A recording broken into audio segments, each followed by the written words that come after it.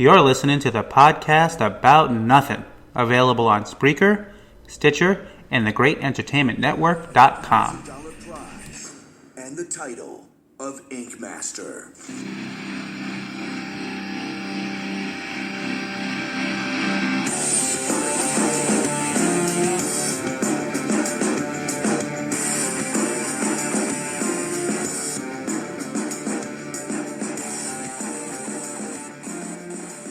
Welcome back to the podcast About Nothing. Here's your host, Mark. My useless cat, Nala. My wife is out, but she'll be here soon. Joined by my awesome co-host, Ryan Christensen. Happy Christmas Eve's Eve. Yes, and we're also joined by Jessa Carter from CarterMatt.com. Hello. Hello. And we are joined by the ink mistress herself, also the reality star of the year, Emily Elegado. Hi, everybody. Hey. So, Ryan and I attended the Ink Master live finale, so I guess first, let's let everybody know. I mean, Jessa probably has more listeners than I do anyway, but why don't you introduce yourself and your site to our listeners real quick? Okay. I'm Jessa Carter. I'm the co-owner of CarterMatt.com. We're a TV news site through Google. We've been covering Ink Master since season 1, podcasting it for the past couple of seasons. We've done interviews with the cast and stuff like that. So, yeah, we've been around for going on 4 years next year. That's a bit about us. All right. Well, you guys are what I hope to be one day. I think I'm about 7 months into this. All right. So like we were saying, the live finale just passed. It was a pretty surprising one. But Ryan and I were there along with some of our other canvases from Realistic Animal Week, I guess it was called. And, the setting, it was in the Manhattan Center. For those of you who don't know, I don't know if it was there last year or not. It doesn't seem like it was. But a pretty large area. I want to say there was close to, maybe 1,500 people in there. Can't really judge. What do you think, Ryan? How many people do you think were in there? Actually, I think it was probably less than that. If you look at where we were in the balcony, If you look at both sides combined, you're probably looking at about 250 people, maybe 300. Oh, yeah? And then add the floor to it. You're under 1,000, I would bet. Wow. Because I know on a wrestling card, the house, you can fit 2,000 in there. If you squish them all together like bugs, I guess. But amongst the crowd were previous Ink Master contestants. And we found, I don't know if they're invited to every finale or not, but... And then we had, our judges. We had Oliver Peck with his white ensemble looking like Jesus. Looked pretty cool. Chris Nunez, of course, and Mr. Dave Navarro, who did a great job hosting. He nailed his takes, as he was sure to announce to everybody in one shot, for those of you who might be wondering. So, Emily, what was it like to be sitting there, at the live finale for the first time? So I'm sure you'll probably be back in the future. It was really exciting at first, and then it set in that it was live television, and I don't think I'm alone in saying that quite a few of us were a little nervous. It was nerve-wracking, man. Because most of the people down in the audience, we looked up to, whether they were artists or judges or guest judges or family and friends, just people that really, made us think and be thankful for why we were there. So I think everybody kind of took a big gulp and went, okay, this is real. Holy cow. And we kind of went from there. So. Oh, you seemed like a natural when they got around to you, though. You made the most of your few minutes there. I was sweating bullets, man. I watched it. My parents had it recorded at home, and I watched it, and I was giggling and peeking through my fingers the whole time because I always feel silly watching myself. I do it. I did it every week, because I think it's important to keep up with what, because we don't know what everybody else is about to see. We get to see it along with. And so I think it's kind of important to watch, but it's so hard sometimes. I've been watching, the recorded live show was pretty daunting, I think, for me personally. So. How about you, Jessa? You've been covering them for a few years. How does this year's live finale rank amongst the previous 4? This finale was great. For the most part, for like seasons 2 a little bit, 3 and 4, definitely. It's felt like the judges have picked their winner very early on, and I don't know this for a fact. This is just from viewing, seeing what I see. It feels like they've chosen their winners very early on, and no matter what anybody does, they just can't seem to knock that out. First impressions seem to really matter. So for most of this season, it felt like they were really favoring or leaning towards Cleen Rock One win. So it was nice to have a surprise and to have it a little bit of a shakeup this year. It's one of the first years that I was surprised. I mean, even season 1, it was pretty obvious that Shane O'Neill was going to win that season, but not necessarily because he was the favorite. He was really the best. But this season, it was a complete surprise, and it was nice to be surprised for once. Yeah, Ryan and I had, I rooted for Erik, because he's local and he's been on the show a few times. Cool guy, very talented. But Ryan and I were pretty much of the mindset that unless Cleen totally screwed up, he was going to win, just like you said, based on previous seasons. Yeah, and it was really interesting because I actually saw Scott Marshall post something on Twitter about Cleen, saying that I don't know if they know each other or it was just a prediction, that he felt that Cleen was going to drop the ball on this final tattoo and lose it. Yeah, I saw that. And it is what happened. And I was actually really happy with the way that the judges went about it, because I really thought that they were still going to find a way to give it to Cleen, even though he didn't fulfill the criteria. And as soon as I saw the tattoo, that's exactly what I thought. I was like, this doesn't fill the criteria. It's like he can't win. He can't win. So it was very interesting that the way that they worked it out. I was really happy with it. Yeah, if it was up to Chris Nunez, it would have been Cleen. He was just ignoring the challenge. What did you think about that final decision, Emily? I was rooting for the dark horse. I really thought Erik was going to pull through. I thought he should have won when I first saw this. I heard someone say that it reminded them of an 18th century Flemish painting. And I just think that's such a poetic way to put it. I thought it was a beautiful tattoo. It was the only one I would have worn. But judges thought differently, what have you. Based between Cleen and Jason's tattoos, there really was no denying what the judges were saying. And I personally have argued with them on multiple occasions. But when we saw Cleen's tattoo, it was beautiful. It's for what it is. Obviously, I'm not into car parts and automotive things, but for a tattoo, it's clean, it's technical, it's beautiful, it's really, really well done. It's going to really last. But it wasn't photorealism. It would have been if he didn't put all that background into it and the goofy orange cogs. Again, I like the piece, but it just didn't, again, fit the criteria.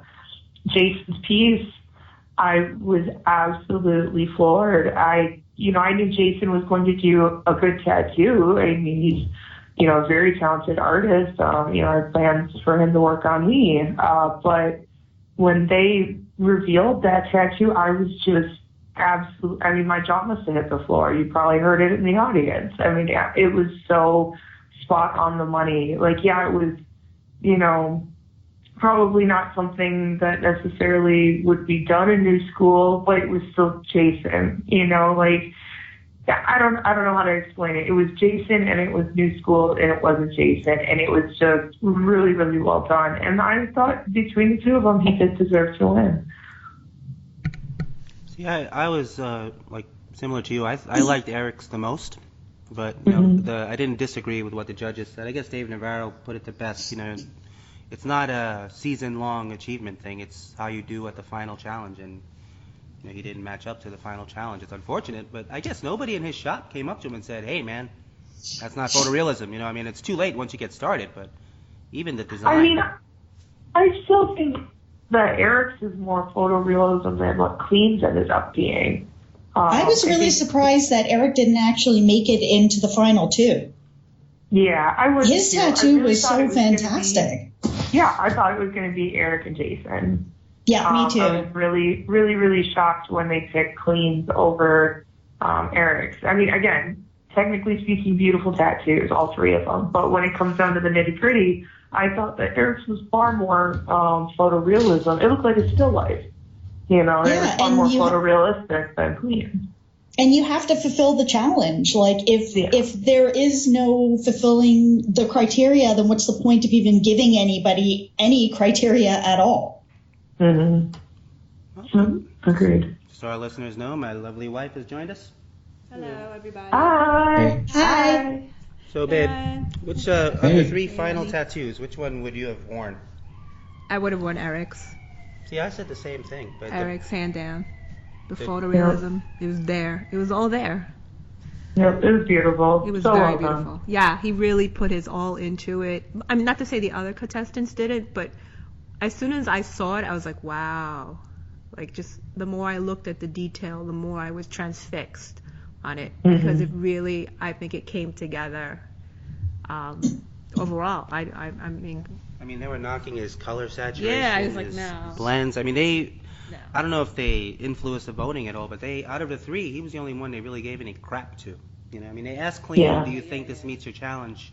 But after that, like you said, the voting was surprising. I thought the hordes of women that follow Erik would vote him into the final on that. Right.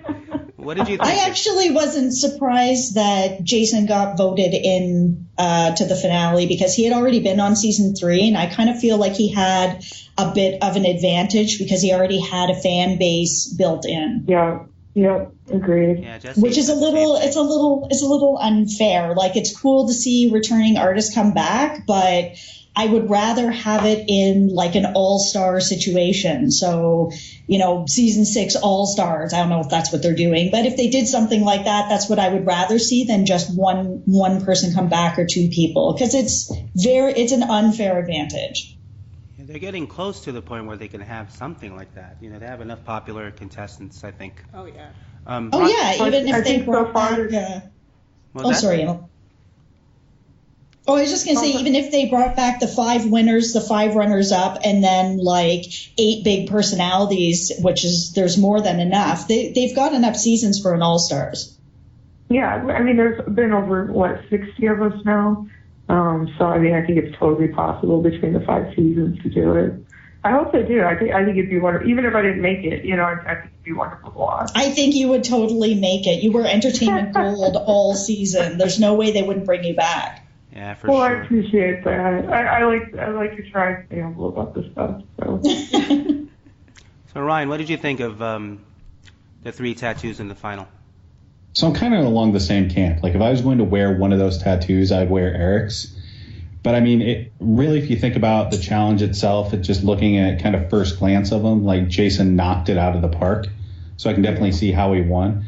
I would say the final 2 should have been Erik and Jason, and then kind of let the cards fall as they may. I mean, I wasn't super vocal about it, but I mean, also we were right behind Cleen's, main cheering section, so I didn't want to, break up a riot. But yeah, I was totally happy with the outcome. Yeah, we had a group of some kind of biker club that had the jean vests on. Yeah, the hogs and heifers. Yeah, all night long they were chanting for Cleen, which was pretty cool because Cleen had the whole Ray Liotta look going, the suit on and the hair slicked back. Loved it. Oh, he did. He looked cool.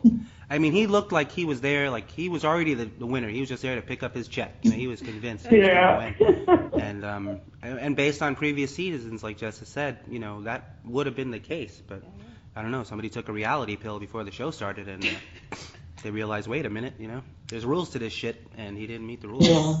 Well, speaking of reality, Jessa's site, CarterMatt.com, hosts the Reality Star of the Year competition. And as we mentioned at the outset of the show, Emily won this year.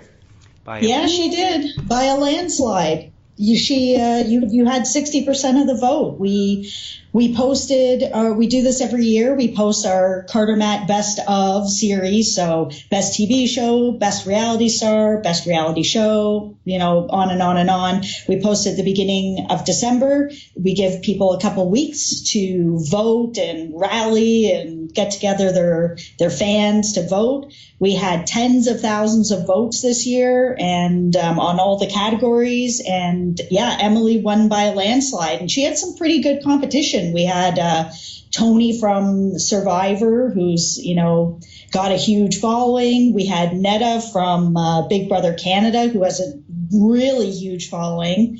And yeah, Emily, she killed it. Her fans came out. I was so excited. I found out I was nominated, and I was like, well, that's awesome. Never expecting to win, just because, you think about shows like Survivor and Big Brother, and not to say that Ink Master isn't an equivalent to them, but they just, obviously been here, or been on television a lot longer than Ink Master has. So, just getting nominated and put up with, shows like that, I was really excited. And I got a phone call while I was driving home from the finale the other day, and found out that I had won, and I couldn't even really believe it. I was like, wow, that's great. I'm super excited, but I don't even know what to think. Like, I had no idea that people were really going to come out like that for me. So I was really thankful, that I have, that huge online support that I do. Obviously that made it possible. So thanks, guys. Well, that just shows you the power of social media. Because obviously Emily was a standout for this season, but Spike TV on its own it's not like NBC or ABC or something like that, where they have millions of viewers per show anyway. So it just shows you how good you really were, because just by default, people just by recognition will recognize the other characters more, but they didn't care enough to vote for them. Social media was actually a big player in this year's voting, because we did showrunner of the year as well, and Brian Fuller from Hannibal, he really wanted to win this year, and he pushed and pushed and pushed on social media, and he beat out guys like Kurt Sutter and like really, really big guys that have really big shows. So social media really plays a big part in this. Yeah, that's like going back to the finale. That's why I was like you said, Jason had that built-in fan base coming in, and this year, I watched last year, but I didn't notice if they were on Twitter as much as they were this year. So. They were a little bit, but definitely not as much. This year, Ink Master has really pushed Twitter, watching it all season. They had hashtag this, hashtag that, tweet us about, who do you think has the best ink or the worst ink and stuff like that. They really pushed it this year. And I think it was good. The ratings for this season were fantastic. Yeah, I think that's what warranted these two additional shows that we have tonight. And next Tuesday is what? Tonight is Ink Christmas. Merry Ink and New Year's Ink. And next Tuesday is New Year's Ink. Yeah, I'm not even 100% sure what the lineups are. I have to check it out. I think tonight is James Vaughn, who's from season 1, Tattoo Baby, who's been on a couple seasons 2 and 3. Jimmy Litwalk, who she actually was up against in the finale for season 3. And Sausage, who I personally, no offense to Scott Marshall, felt he should have won season 4, and he'll be back too. Yeah, I was surprised Scott didn't have any kind of involvement in the finale. I think there was I think there was people that were divided that really loved Scott, and other people that felt that Sausage probably should have won. But yeah, I was kind of surprised he wasn't back as well. He seems like a really nice guy, and maybe he's just busy. Overwhelmed with work. He did win. Oh, that's true. Speaking of being overwhelmed, how was that after party? I saw Emily and Julia briefly outside, but then you guys had some obligations. How was the after party after the finale? It was a lot of fun. Obviously we get to see a lot of people that we don't normally get to converse with or that we hadn't seen since filming. But we all kind of snuck away and had our own after party, and we all had a blast. It was a crazy night.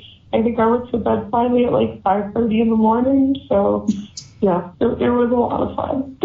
See, we predicted that correct, because me and my wife were like, maybe we should stay for it, but we both had to work in the morning. And so we called. They're like, yeah, I'll probably be done at like 6. You know? Yeah, I didn't even get to the public after party until like 1:45 or something. So it was quite a night. It was a lot of debauchery to be had.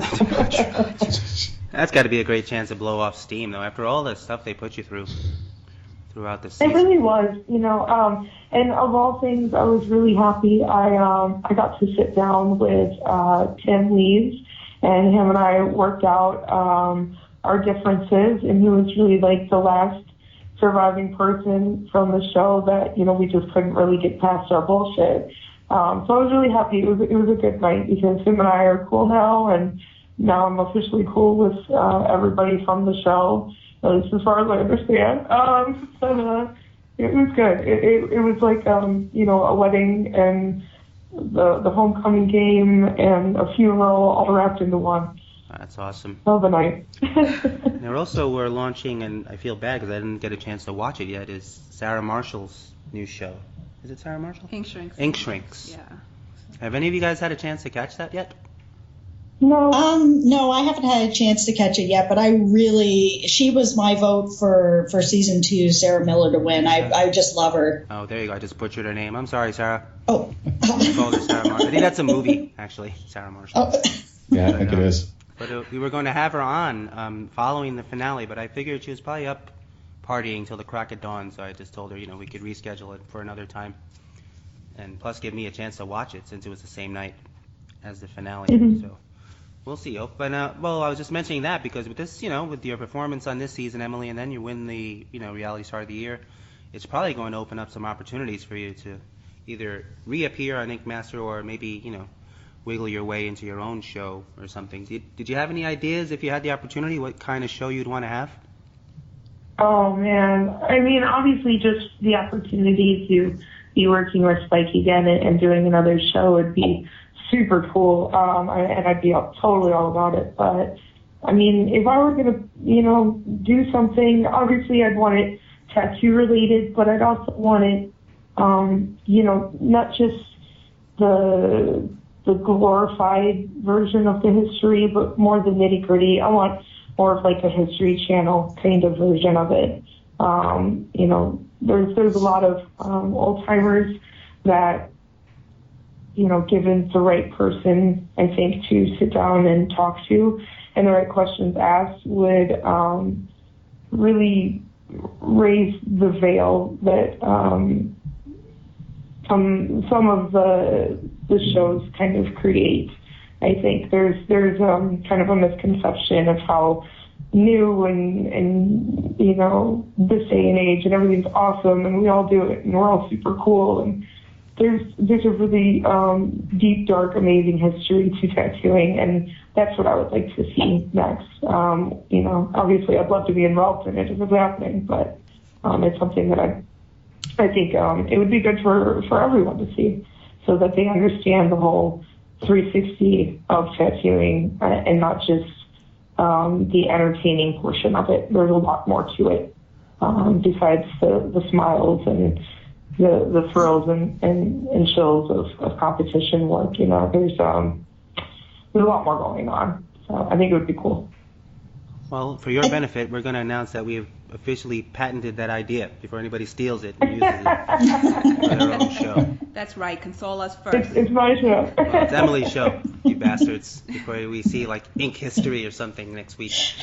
But that really would be a cool idea, because there are, I mean, I think it's how old I am, but I got my first tattoos from some of the old school guys here in New York, in Ozone Park. And it was a year before they announced it to be legal again in New York, or legal period in New York, to have a storefront. Mm-hmm. And it's Pete and Kubos.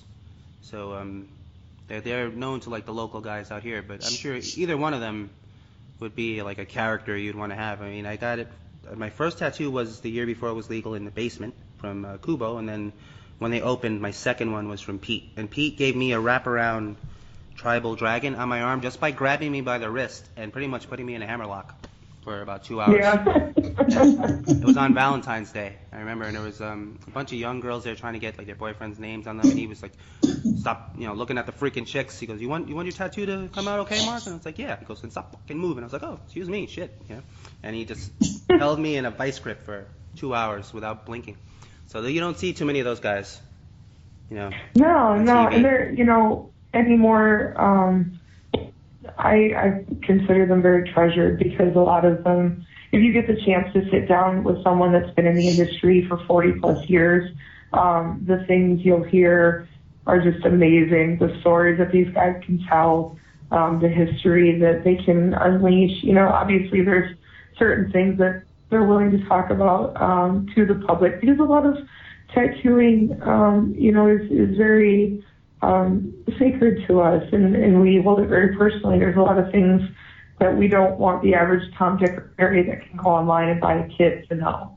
But there are obviously always limitations in what people are willing to talk about in this industry. But I think just to hear background information on something that has had such a resurgence of, cool and trendy, and oh my God, isn't it new and fresh? Well, no, it's not. It's something that's been around for a very long time, and I think if people understood more the roots of, why are you getting an anchor? It's not just because every girl on Pinterest has one. It's because this is why they got them, or what have you, the pig and chicken, or, whatnot. There's always stories behind almost everything in our craft, and I think it would be interesting to hear a lot of those. Do you have anyone in particular you would want to interview first?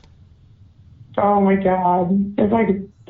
Yeah, there's a list of people, but I won't call them out because I wouldn't want to do that to them if they wouldn't want to talk about it. So, because again, we protect a lot of secrets on things in art industry, not even necessarily secrets, but information and, the who's and what's and whatnot. But there's definitely a dream list that I would love to pick there. And if I had no holds barred, I could sit down and ask them all kinds of crazy questions about tattooing back in the day.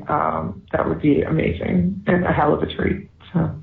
Well, speaking of more of the new wave of tattoo guys, Jessy had a question for you. Emmy, how was Jason at the after party after winning anything? How was he? Was he shy? Was he just kind of flustered? Like, what was his basically? He was so cloud nine. You couldn't have kicked the smile off his face, first of all. But he was just, honestly, it was the most calm and peaceful and just totally relaxed that I'd ever seen Jason. Like, it was like someone had cured every problem in the world that ever existed, and he was just totally chill. The guy was having a great time, very happy, obviously, but yeah, he was good, man. He was really good. Yeah, I was happy for him in the end. Especially how he ended off the regular season, before the live finale, kind of squeaking his way into it, and then I like when he took Josh's nameplate with him. He was like, "You're coming with me, bitch," and he just took his nameplate. to almost come from behind and win, and with Josh sitting there watching it, it must have felt great for him. Oh, for sure. It was also cool to see a returning artist actually win. I was starting to think that one was never going to win. Yeah, that's true. But there's always extra pressure, it seems like, if you're coming around the second time. Tattoo Baby, when she came back, she made it to the final, right? Or, I'm not sure. Yeah, she did. She was in third place. Yeah. So she but didn't win. And then the next season we had Kyle come back, and that was he went out in a big ball of flames, and then Josh went out this season, in his big scandal, that went down in a ball of flame, I guess. Yeah, he did. So I was starting to feel like if you're a returning artist, you're cursed, or you're back to, push your shop or for other reasons, not necessarily to win. So it was nice to see that that's not the case. Yeah, Oh, sorry about that. Had the mute button on for a second. We have way too much noise in our studio apartment here. But going back to the idea for shows, I don't know if it's I think it might have been done on A&E, but I would like to see like a traveling like show where you go to different famous shops, across the country. Not only would it be like a free gig to travel across the country, but I think it would be pretty interesting. I could envision like an Emily and Julia tandem or something like that because you guys seem so opposite. Oh my God. It would have to be rated R, I think. Such a blast. Julia's allowed to say balls, right, on TV? Yeah, balls are balls. There's nothing wrong with that, I guess. She would say balls every I think so. She can at least do it with bullocks, and I know she'd love to say that on national television. Her other favorite word that she's not allowed to say. But, I don't think she get away with dick jokes. Yeah, too many dick girls jokes. line. Telling people to go down on her and stuff like that just wouldn't pass the censors. Probably not. But I think that idea for a show, I'm not. It might have been done because I met a guy in Pennsylvania and I think he was on a show like that for A&E, and this was in I don't know 2005 maybe or something like that. I guess. I know. At one point there was a travel show. It was one dude, and he traveled like all over the world. South Africa, Italy, Japan, Tibet, all kinds of places, and got either some sort of tattoo or body modification or something, which I thought was really cool. I like seeing that kind of stuff. Like, here, I'm going to interview you, and then I'm going to let you do it on me. I think it's really a brilliant move for any show of that, kind of idea. Yeah, that would be pretty cool. I mean, I think even your idea combined with the cross-country thing would be good. I mean, you travel to different states and get that, that well-known or old-school tattoo guy from each area, Yeah. That would be cool. Well, you're just throwing out ideas that are all patented by Emily Elegado for anybody who may be listening. Yeah. They're mine. Yeah, so Jessy joined us late. You want to know what you guys... Well, you could ask. Yeah, about the all-white outfit with Mr. Mustache. Oh, Oliver. Oliver. God. How awesome was his white outfit? He had red sneakers with it, Red too. sneakers. It was so great. He looks... I think the Jesus comment was fairly accurate. I'm sure he felt like Jesus at one point. I didn't get to talk to him. He was caught up in conversation with a bunch of other people halfway across the room with about an ocean of people in between us, so I didn't get a chance to say hi to him, but he looked like he was having a good time. Definitely while the show was going on, I was curious to see how much of his table thumping was going to end up on the air. He's kind of renowned for that, playing the drums on the table of him, but it sounded pretty good when I watched it, so I didn't hear a whole bunch of it. I mean, to be there live, he literally looked like he was glowing because of the spotlights and with the Yeah. Oh, it was great. He was, and then I wish they would have some black lights. yeah, imagine. I'd be afraid to put black lights around Dave Navarro. God knows what that guy does in his spare time. Oh my god! I mean, in a good way. I'm just saying. What was it in Guardians of the Galaxy? It would look like a Jackson Pollock painting. Yes. Put a light on him. Jackson Pollock all the way. And then you had Chris Nunez, who just seemed pissed off all night because Oliver did not agree with his. And that's always the dichotomy that the two of them have. He always seems really serious and stern-faced, and Oliver's always like, yeah, okay, let's do this party. He's always, very chipper and having a good time. And then, of course, there's days, and, which bounces in between, depending on what season or not in. But, they're a funny threesome, getting to know them. I mean, 'cause you don't really have, like, a whole lot of contact with them just because they don't want to create a bias or anything. So, we don't see them a whole lot while filming, living in the house and stuff like that. We just see them during judgment and when they walk through and tell us what we're doing and all that. But they're cool guys, I can't complain about them. I'd love to, but yeah. Hey Ryan, what did you think of Nunez trying to push Cleen, to the win? It didn't make a lot of sense, but I mean, he did the exact same thing last season with Scott Marshall. So it almost seems like he just kind of picks his winner early and just kind of rides that wave. Plus, if nothing else, it makes for better TV. Because, I mean, how else would you go to break if both Oliver and Chris agree? Then you already know who the winner was. Yeah, that's true. You have no suspense. that way. They would have to come up with another way to come to the decision. Because, I mean, there's only, a lot of people were saying, I saw online, like, oh, it was, predetermined. I was like, well, it might have, I mean, I don't know. I mean, they had the Twitter voting, so you would have had, like, different, forgetting what the word is, permutations, whatever. I just created a word. But anyway, of how it could have been. It could have been Erik and Jason, Erik and Cleen, depending on who got voted in to the final. So Jason got voted in, even though he deserved to be in the final anyway, because he had a good tattoo. So you can't say that they had their decision made out, because what if, on an off chance, Cleen didn't make it into the final? Then what the heck would Nunez have done then? He would have spawned a whole generation of the F Nunez hashtag that you see on Twitter. People just flip him the bird with a picture of him on TV, and they send it to Kyle Dunbar. Yeah, it's awesome. If you look at Kyle's timeline, you just see a bunch of photos of people giving the bird to Chris Nunez. I mean, That's awesome. I mean, it's not like he's an unfair judge. He treats. I mean, you could see he rides his favorites. Early on, he decides who's the top dog, and it's up to everybody else to knock that guy off, which is fair, but it's not. Yeah, but in some ways, I guess it is fair, but it's not really fair either. Like, it was very, for me, I like Cleen, but I found that it was very strange that he made it to the final two. Like, I saw that, Jason was voted in, and he should be voted in. His tattoo was spot on. It was so gorgeous. But so was Erik's, and so was Cleen's, but Cleen didn't fulfill the challenge. But he still made it in. I really thought that Cleen was going to go out and Erik was going to go in. And they still had that opportunity to make that happen. Jason got voted in, but they could have been like, all right, well, we're going to bring in Erik then, who should have been there. Yeah. But he still, Chris, when he was explaining why he was choosing Cleen, it still didn't make any sense. Like, what Dave said about the whole football analogy is completely true. You can't, get to the very end and get to the Super Bowl and throw it, but still win. It doesn't make any sense. Yeah. Yeah, that mentality that they used, they just didn't apply it the first time around. Like, they didn't use that when it was down to Erik and Cleen.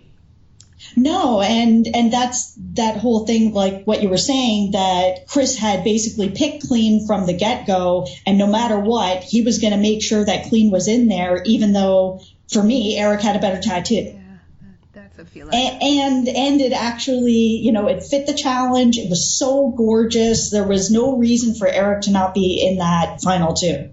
Well, they found, reasons, and I guess that's, what did him in. They said he didn't take up the entire back, or, his color saturation. I mean, I'm not a tattoo artist, so I'm sure they had other terms that if you are an artist, you'll see what they're talking about more so than, the lay person would. But, in the end, it's great publicity for all of them. There only could be one winner out of the three anyway. So the other two benefit in terms of, future clientele, appearances, possibly appearances on another show. I know Erik was already doing news spots and stuff like that, and so in the end, you don't all get $100,000, but potential income is increased for everybody that's on the show, I'm sure. Absolutely. I'm sure, Emily, you're probably booked until, like, God knows when. Oh, I'm not. I do my tattoos. I've got a great set of clientele. I think a lot of people are still really intimidated by me when they see me in person, or if they're trying to book an appointment. So it's a little bit of both, a little column A, a little column B. But I do really well at conventions. I have a lot of fun. I do all the Villain Arts conventions. They're just an absolute blast. And people finally get a chance to, see which in person, and decide for themselves. So. Emily, I want to ask you, how Erik has Team Poon. Do you have your admirers as well, Mel? Have you found that you have a bigger male following? Or Oh, for sure. I was saying to Julia the other day that I could do a mosaic of George Washington out of the dick pics that I get. It's insane. It's crazy. Yeah, how do you so feel maybe- about it? I mean, are you like, oh God, or are you just like, thank you, but no thank you? I mean, yeah, it depends on the day. Sometimes, like I'll joke back and forth with them and make them talk to me. Some days I just, just right off the bat, just, block them or whatever. But it depends on what day they get me on. Some days it's funny, some days it's not. I've got a lot of friends online. I think I can say that. I was like, there's a huge following by countries south of the border. Venezuela, Brazil, Argentina. They're just insane for Ink Master, and I have tons and tons and tons of followers from all kinds of Latin American countries, which is awesome. It just kind of opens the doors for me as far as world travel goes. I don't want to be just known in the U.S. I'd love to be known worldwide. So, the show has definitely helped with that. Wait, just to make it out clear, are you single or are you taken at this point, or are you not allowed to comment any comment? Are we going? For the sake of her clientele, we'll say she's single. I'm single. I'm not actively looking. So, I don't know. I'm all blushing and stuff. You guys are terrible. Hey, what possesses a guy? I mean, I don't want to speak for Ryan, but has that ever worked? Where you send a picture of your dick to someone and they're like, oh my God, we have to meet. One of our previous guests, her name was Haley James. She's really talented, and she wrote a song about it. If you go back to one of our first podcasts, it's a video, and at the end, I added the song, and she's like, I can't sing it as well as her, but she starts it with this like slow poem. She's like, don't send pictures of your dick. That's the song. Pretty much, that's it. That's the whole song. And she made a song out of it, an album out of it. And wow. I just wonder, is that in history? It must have worked the very first time. And that guy must have said to his guy friends, hey, check out what I did.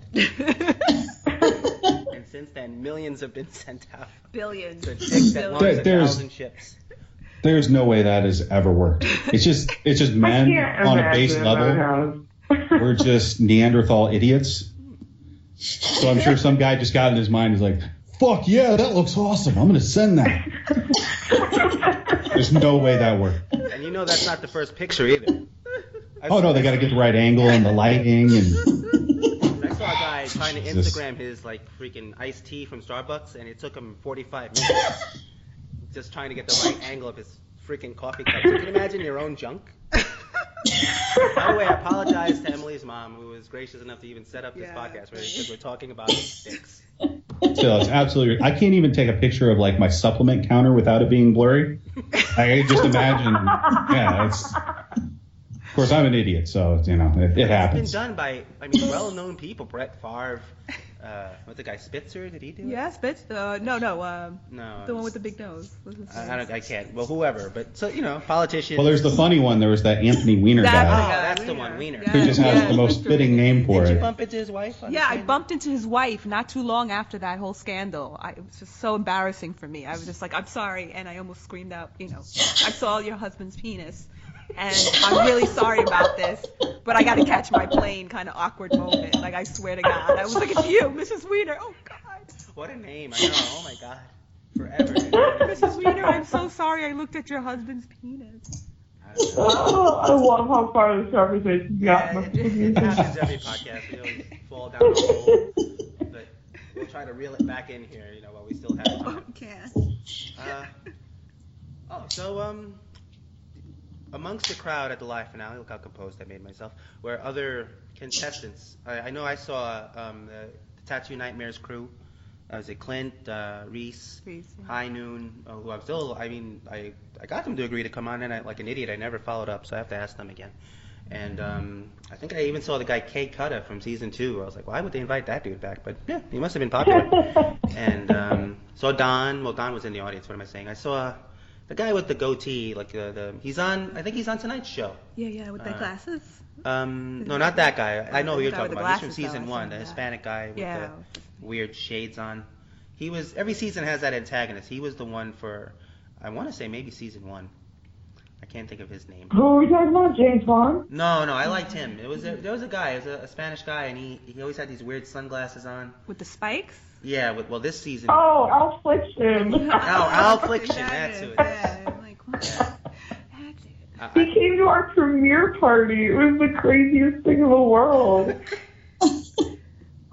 He's nuts, man. He's a super nice guy, but he's like totally crazy. He's awesome. Some of those guys are. I can't think of the other guy's name. He had like a beard, kind of a redneck type. He's the one that tried to call out Scott Marshall last year, saying he was tracing. Oh, you were talking about Gentle Jay. Gentle Jay. Oh, Gentle Jay. Jay, there you go. I love Jay. He's one of the nicest people in the entire world. He's such a great human being. Like, he comes off really brash, but he's a gentleman. I mean, the name absolutely suits him. And his beard is epic. Oh, it is. His hair is beautiful. When we were in Tampa for the convention down there in September, we went out, and I couldn't even tell you how many women wanted to braid his hair at the bar. I mean, it was just, we had to fight them off with bats. I mean, they were just coming in herds. Oh, I believe it. That's quite a beard. He loves it. He eats every minute of it up. Don't let him fool you. Well, speaking of hair, what was up with Erik's hair at the finale? It looked like an ice cream cone. Well, yeah, let's talk about that. I mean, oh my God. Hashtag fluffy. What's did it going look on like a cow came and just licked his head before he got back on stage? Yeah, what's going on with that? I don't know. I liked his normal hairdo. He does it the other way almost every day. Like, every picture you see of him, that's how it's done. It was done that way the whole show.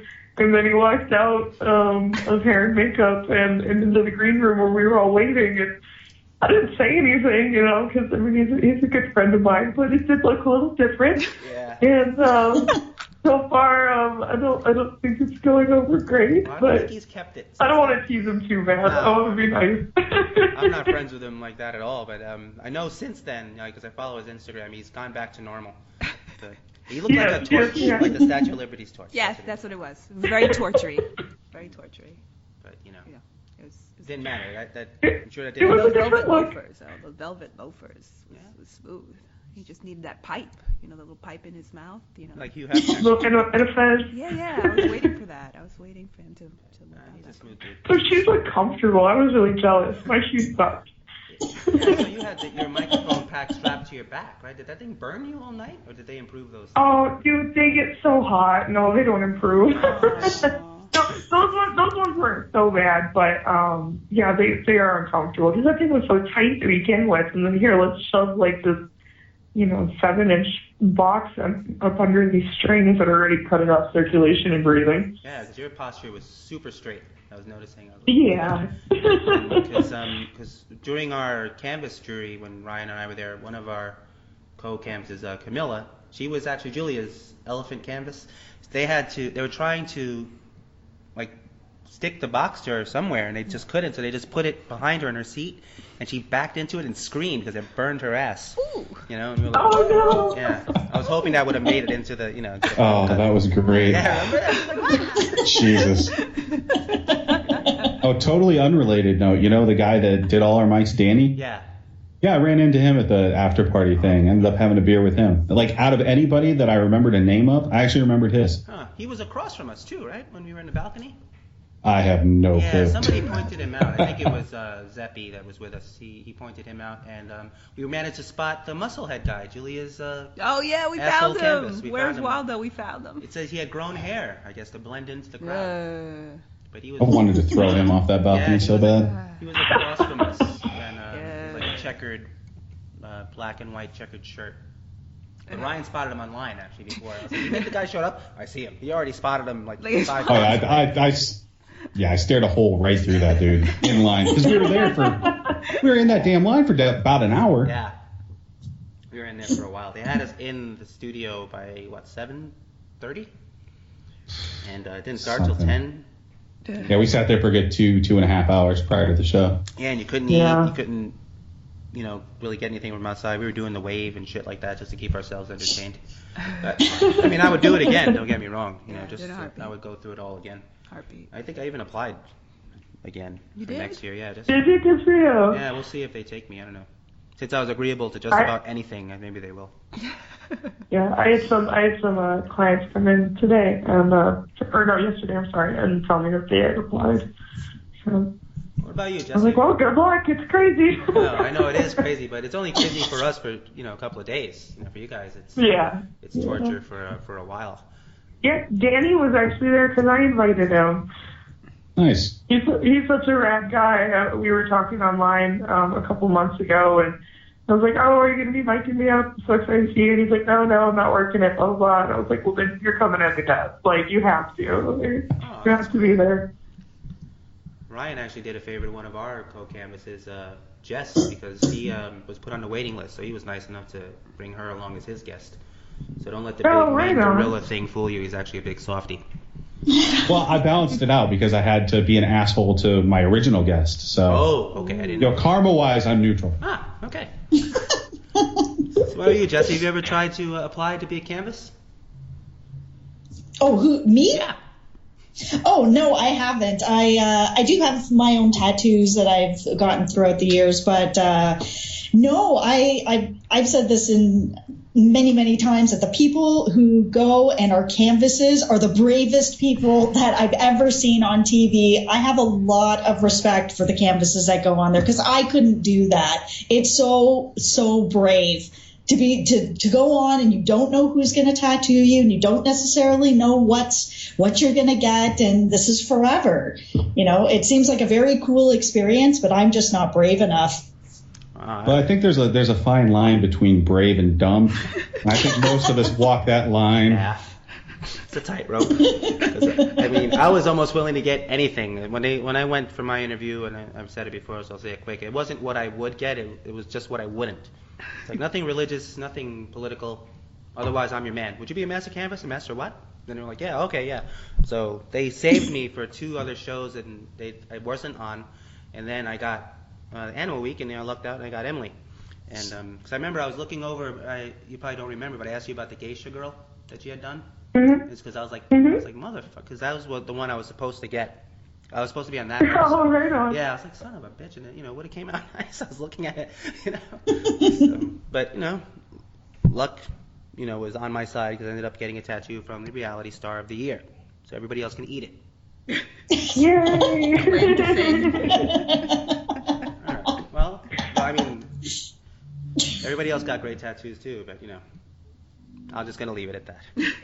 So, I don't want to keep everybody on too late, because Superstars. we have a show starting at 10, and I'm sure everybody's got stuff to do.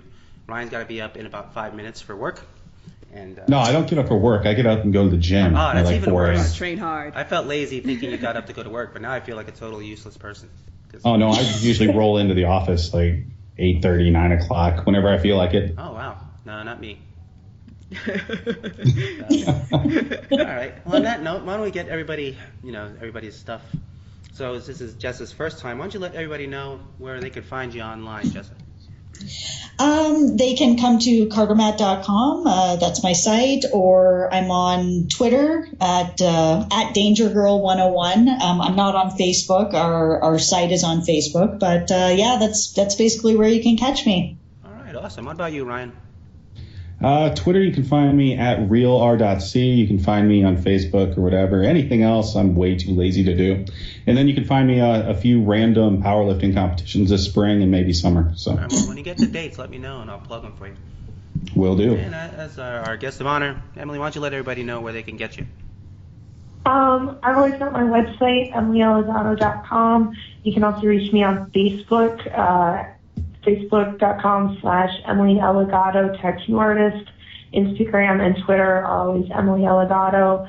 I've got a fan page floating out there somewhere, Ink Mistress. As far as conventions go, they all start up brand new in January. Beginning of January, I'll be, Minnesota is the weekend of the 7th, and that's a Villain Art show, villainart.com. And then I go to DC the week after that, which is DCTattooExpo.com. And then, of course, we've got a bunch more Villain Art shows all throughout the year. I've also got Tattoo Fest in Bradenton, Florida, in March. TattooFest.com. Otherwise, you can always find me. I'm always here at my home shop or traveling, but I'm always online, so I'm easy to hunt down.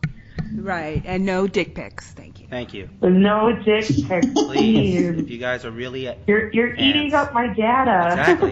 Thank you. How do you explain that to T-Mobile, that your data's used up by, There's a real meaning of junk mail. It's mail junk in your email. And Jessa, I just wanted to extend a thank you wholeheartedly for keeping tabs on the show and having awesome things to say about me, and for nominating me for Get Award. Like I said, I was so excited to even be nominated. So to win was a very sincere honor, and thank you for that. Oh, you're very welcome. You were the team got together and we all got to kind of pick who we wanted to be on it, and you were my choice, hands down. There was nobody else that I had seen all season on any reality show, and we cover probably about 100 shows at our site, maybe a little bit more, a little bit less, around that. So that's yeah, you were hands down my pick. So it was cool that my pick won. Yay! Hi, Jessa. If you want to nominate us for Podcast of the Year, Well, she has you know what I mean. If you want to just put us in the mix somewhere in there. Actually, we are nominated for the wrestling version. I forgot the name of it. We are nominated for a few interviews we did. I don't think we'll win because actual wrestlers are also nominated, but you never know. That's awesome. Yeah, we'll see. I've got to look up. I can't even remember what the name of the awards are. But is there a voting process? Oh yeah, I'll tweet it. I'll find it again. The guy I told tweet you it about and earlier, I'll tweet it out. Which I never plug. TheGreatEntertainmentNetwork.com, longest title ever. The great Harry Barnett, awesome guy from the UK, and he plugs the crap out of our show because we're part of his network. And I never actually, I'd say it in the bumper, when the show starts, but I never actually mention it on the show. But anyway, back to Ink Master. In a few minutes from now, anyway, our time is going to be Merry Ink. Is that what it is? Merry Ink. Merry Yeah. Ink. It is. So maybe we'll get together and review that or something, or maybe Sarah Miller's show. I got her name right this time, and because I still got to get her on. I felt bad. She was so excited to be on last time. And in the meantime, sure it's not the last we'll see of Emily. I'm sure she'll be back on TV in one form or the other. But I hope so. I'm pretty sure you will be. Make sure you check out CarterMac.com and follow Ryan and I on Twitter. And maybe I'll get Ryan on for some wrestling podcast. That's probably what I'll fall back on now that Ink Master season is over. What about you, babe? What about me? Where can people follow you so I can beat the shit out of them if they do? Exactly. Just follow my husband. There you You're go. Smart. Don't follow my wife and don't send her pictures. Don't send me any pictures. Just don't send me any pictures. Any pictures please. at all. And on that note, we'll see everyone next time on the podcast about nothing. About nothing.